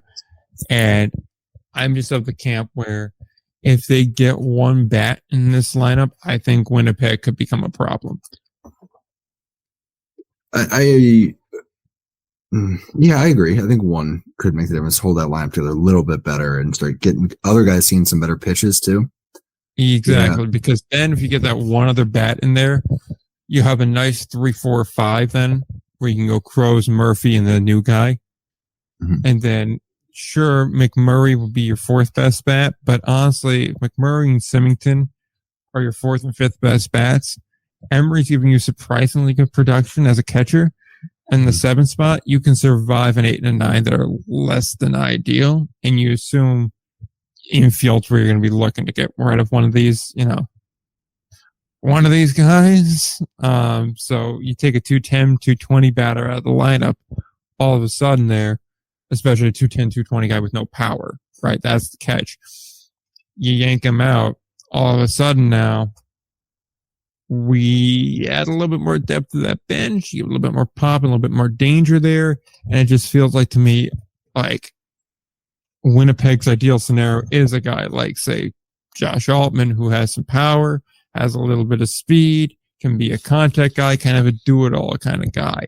It just feels like a perfect match. Now, of course, saying that, who wouldn't need that, right? So yeah, it just deeper look here at this Winnipeg situation because I'm fascinated by it. Hmm. I was really looking for Winnipeg, like other guys who it's like this is basically like you can bet on them coming along as the year goes, and not really. It's kind of about right, with the addition that Crows is probably going to come back to earth a little bit here. I don't know. He had a solid rookie year. I agree, but he's got like a 405 BABIP, which I know how you feel about that kind of thing, but it is telling that hitting 400 on balls in play is kind of wild. Counterpoint, in 94 games last year, he hit 351. I agree, but I also would not be surprised if he regresses slightly here. That's all I'm saying. Just going with the numbers you're saying. There is vulnerability there. Now, when you consider that, you consider like Symington, there is flexibility on what they could use. They could use an infielder for some to help him out. They could use an outfielder to help him out too, because Symington will probably be improved upon slightly as the year goes on here. Let's put a pin in Winnipeg for right now, so that way we can wrap up this association. Yeah. And two things I want to point out: teams are hitting 270 against Lincoln. Got to improve that if you guys are going to become a serious threat at any point in this division. Which I think they can be. I like some of their bats. Dakota Connor's having a really good year. And Aaron Takis is once again proving that he earned his way off of that travel team. So good for him. But they need to improve. You can't be having guys hitting over 270 on you. If opponents are doing that, it's a matter of time for the damn breaks. Yeah, you're going to have a bad time. It's just a matter of when that's going to go down on you. That's not bad. Phrasing. Pause. Now, of these three teams, real quick, don't think too much on it. Which one of these three teams that are all hitting into Mendoza line, who turns it around? Cleburne, Gary, Chicago. This was coming into the night. Cleburne obviously had a good night tonight, so their number is already significantly improved. But coming into Thursday, Cleburne was at 238, Gary at 237, Chicago at 236. Who's the most likely to turn around in that? Cleburne. Okay. Yeah, I just think that lineup's far more dangerous. They have more ways to get you. I agree with that. Chicago kind of needs you to play to their game, and then they can start making some progress. But Cleburne, they also are a team. Okay, Atlantic League. I don't have really much to add this week. It's pretty much Lancaster and Staten Island are really the only two teams I want to talk about. Okay. I guess start with good. Lancaster. 8 straight. They get to 9 tonight? Yes, they did. 9 straight for them. I guess now they still 9-1 the last 10, or did they go to now? Well, 9 straight. Yeah, it has to be 9-1 the last 10 still. So good for them. Blade against. They've now won. No, they're 10 in a row now because they won 10 in a row. 10 in a row. So they won 10 in a row, not 9 in a row. Mm-hmm. How about them? There it is. Nailed it. Very hot team there. Dude. Yeah, the Stormers are back. Here we go. Beat a couple of Hagerstown. Swept Staten Island, which is impressive. Swept Charleston, which is a feat. And then split with Long Island in this run. They legit? Nothing like a Hagerstown series to get the boys out. Yeah, it always helps. Well, I mean, by the way, I don't know. They didn't drop a Hagerstown series in there, did they? Oh, they did. I'm sorry. Yeah, that was the most recent series. I was looking back at where everything started. My bad on that one. Let's go back to where it started. What we do here is go back. So, and they've been doing it with like some authority too. I mean, let's go back to the start of the streak. 1 run win, 3 run win, 1, and then 5 win by 4, win by 6, 3, 6, 3, 11. So like not even like 1-run games really. They're going off. Yeah, no, they're performing. Who would have ever been foolish enough to write off these Lancaster Barnstormers? I did not. Don't put that on me. Do not put that evil on me, Ricky Bobby. Put the evil on. Charleston is a legitimate team, a struggling team, but a legitimate team still. I'll give them that. I look at this team, I go, wow, what a legitimate team. Wow, what a legitimate team. Never seen a more legitimate team. Completely legitimate. They go, wow, Staten Island is a good team. Long Island is a threat, though I wouldn't necessarily put them in, good team territory, but they can get you on a given day. I mean, the Hagerstown wins are just unimpressive at this point, but I hate to write it off like that. But I mean, we've seen Hagerstown just absolutely get dragged out by a couple teams so far. Hagerstown about to come to the chat like Geno Smith. Yeah, that's fine. Do it, but then turn around and win a game. They ain't gonna write back. I like Hagerstown too, by the way. Like I don't have an issue with it. It's just like, I mean, I've said it before. They're doing fine for year 1. That's what it is. But like year 1's going to come with some long series, dude. There's going to be a couple of road trips in there. Big Simpsons cake. At least you tried, vibe. They got 3 out of 3 from Southern Maryland. They got 3 out of 4 from Lexington, which Jesus, what does that say about Lexington? They're not good. I think that's what that says. They're not good. Yeah. And furthermore, they just need more velo. It needs more gas, baby. I mean, sure. All gas, no brakes. Brady, I know you're listening. Tell the social media guy next time you sweep Lexington, because we know there's going to be a next time you sweep Lexington, to tweet out with the post-game graphic, brought that gas, arm emoji, flex emoji, fire baseball. It goes with the Gastonia thing, too. It's perfect. Exactly. They call themselves Gastown. Say, Gastown brought the heat. I'm just saying, I want Gastonia to mock them. Go, make them feel bad about themselves. It's still aggressive, dude. I don't back that. Okay, mock them anyway, and then mock Charleston, too. Well, yeah, I'll allow that. Once again, if you're a business in Charleston and the bills are not being paid, let me know.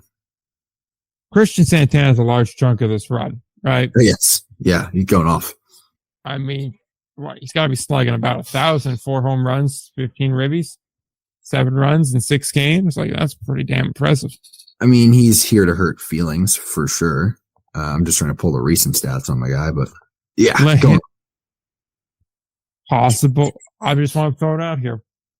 Possible Dat Boy Nice Award winner. I think he's batting .406. You're an average guy. It's there for you. He's making a very strong case for Dat Boy Nice.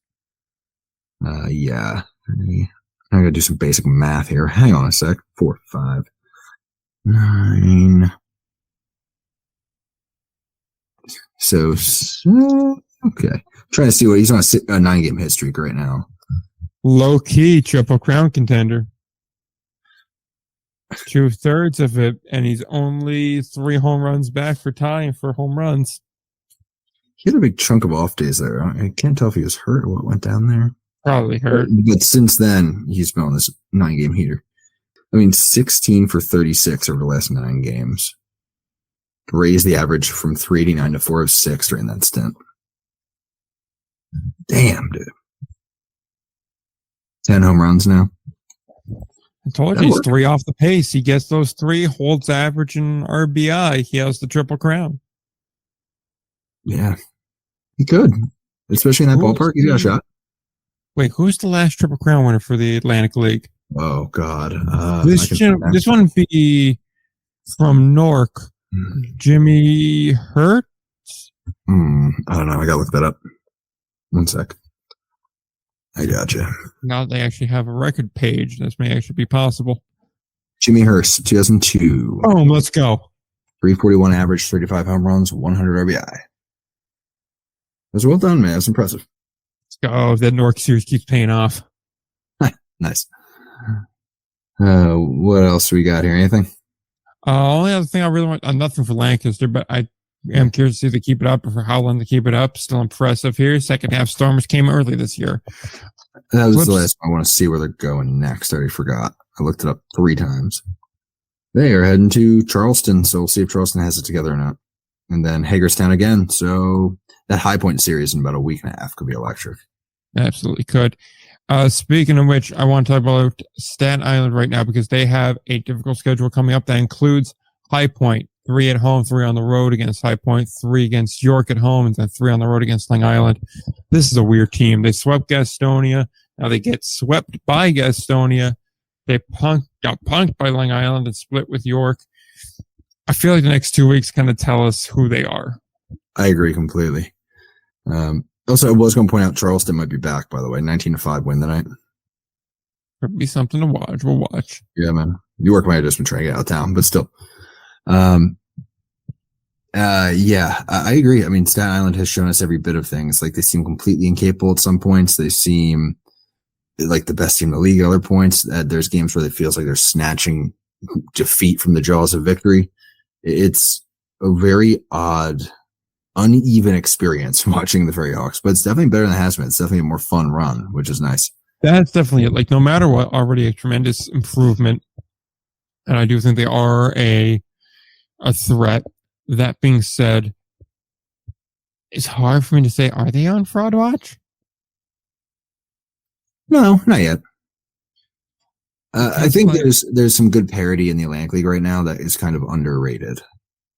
Like, and there's also the parity that comes from how hard you have to work to win a series sometimes, and then you turn around and then you might get like smacked by a team that you shouldn't get smacked by because you went so hard to get games in the last series. Like, there's a lot of that going on right now too. But like Clint Frazier on base 5 times tonight, scored 5 times, nice. hitting 275. Dude, last week he was hitting like 180. Sorry to sidetrack this, but rose to the moment. I'm sorry to backtrack this, but Clint Frazier over last week, 12 for 28, 5 walks, slashing 429, 515, 500, 3 steals. Okay, Playboy, he back. Or any case, my main thing I come back to with Staten Island is I'm concerned because they just lost Taylor Motter to Mexico. Mm-hmm. They just lost Robert Brooks to Toronto. That's 2 big bats. Sandoval's going to have to step up. He's been getting a lot better, but he's going to really have to step up now. No way around that. Mm-hmm. Capuano's been kind of rough recently. He's got to right the ship. But Matt Reitz, a guy that we spent a lot of time talking about, I believe it was last week, is stepping up, is getting it together here. Nate Scantlin seems to be holding firm still, so that's good. Pause. They have some other guys that are stepping up here, but they don't really have any other bat jumping out and like taking charge. So that is a little bit of a concern. As far as starting pitching goes here, Leisure is still solid. Capuano, we said have struggled a bit, but he's going to get it back. Got that faith that he will. Mm-hmm. Shawarren needs to start to right that ship. Reitz has been riding the ship, so we got some faith here. And Folio, let's see how he turns out here. He's been more to the bullpen role than the starter role because it looks like he keeps getting shellacked whenever he plays more than 2 innings. That's right. Yeah. So he's a bullpen guy. Sorry, son. Your odds getting picked up have dropped significantly. However, Tyler Dyson's been being used as a starter, so his odds have jumped up, even though scratch that. He has not pitched since May 4th, and when he pitched on May 4th, he gave up 5 runs without recording it out, and somehow did it with only facing 5 batters. So, never mind. Efficiency still counts. Yeah, exactly. So we'll see what that 5th spot looks like. But yeah, the starters need to start to level off and right the ship here. I still do like a lot of these bullpen guys, but overall, man, I'm getting a little worried. It feels like the tires are kind of shaking here. They can get through these next 12 games with 7 wins. Seem right? Backtracking through that schedule again. At High Point, at home versus High Point, at home versus York, at Long Island. I think if you split that, you're fine still. You're competitive still, which is the name of the game at this point in the year. Because they also have the occurrence of, as long as the thing for them is, even if they don't win the first half, as long as the wheels don't fall off, they're still competitive in a potential wildcard spot. Fair. Which there's reason to believe there will be one, since this is on pace to be the third straight, a York half win after last year where they had the best record for the whole year. So like they very nearly could have won 3 straight halves here. So there's a strong chance they pull it again in the second half if they do win the first half this time. So there's a good chance there could be a wild card. So Staten Island needs to make sure that this does not fall to pieces. Like, I'd almost be like, it's a weird mentality thing, but if there's a situation where like, yo, we got to kind of sell out here to try to stay in this division race barely, it might even be safer to play it safe, back off, and just play long game, not burn yourself out and completely sort of risk starting a spiral that costs you like a week of games, and all of a sudden you're not really near the wild card race. That's a little bit of 4D chess. That's probably a bit of overthinking, but that could. I always hate putting the brakes on early though, because it's hard to get the car started. No, I know. I understand.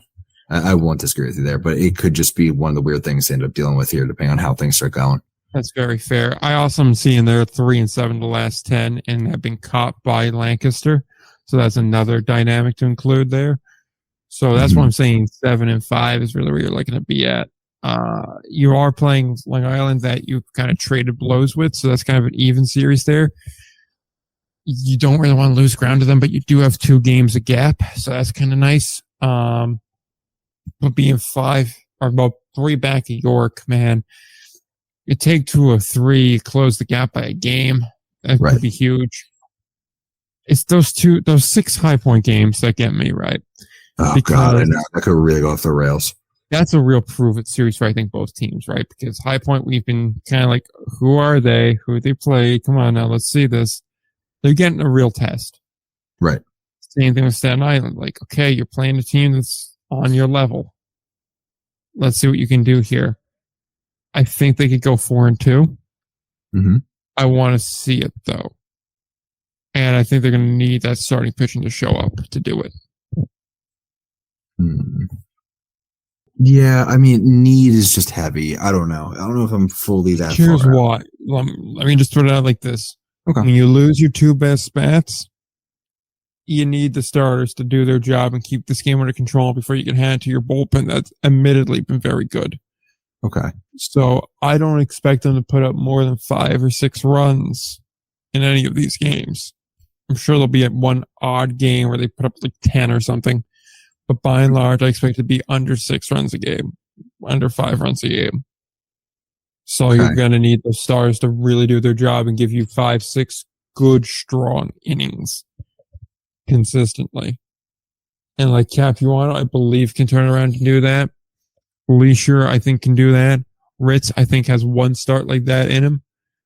It's Shawarren I want to see, and whoever the hell they wind up picking for the 5 spot. Yeah.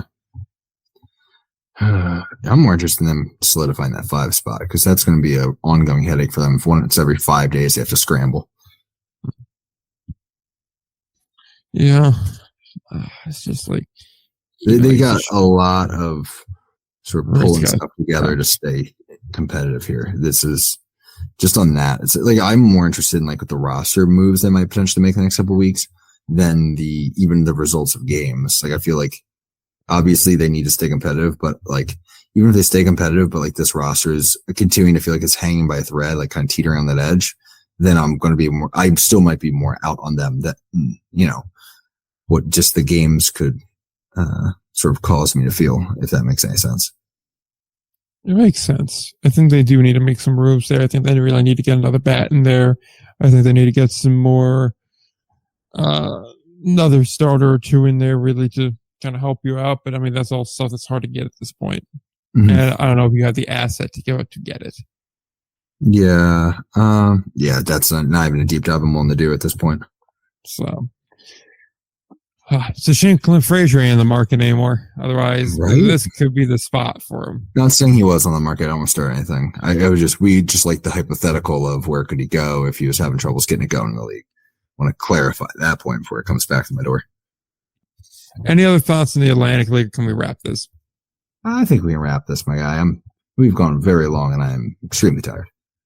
All right, then. So let's wrap this and call it a day. Quickly do your plugs. Let's see if we can't get done before 2 a.m. We have about 90 seconds. Indie Ball Nation on YouTube, Twitter, Instagram. There you go. Awesome. Indie Ball I don't have Pod. anything crazy. Sorry, talked right over you. Ha, got him. Yeah, no, it's not my show or anything. It's fine. Bro, is it though? I brought the guest. I commandeered this. I put the nonsense in it. I got the FBI following what we're doing. I am the one who knocks. Right? Very much so. And Indie Ball Pod on Twitter, Indie Ball Report everywhere else. Still cooking some stuff because I'm lazy and don't want to write scripts out. Attaboy. That's what we got to do. That's the key here. And so on that note, until next time, don't forget to play ball.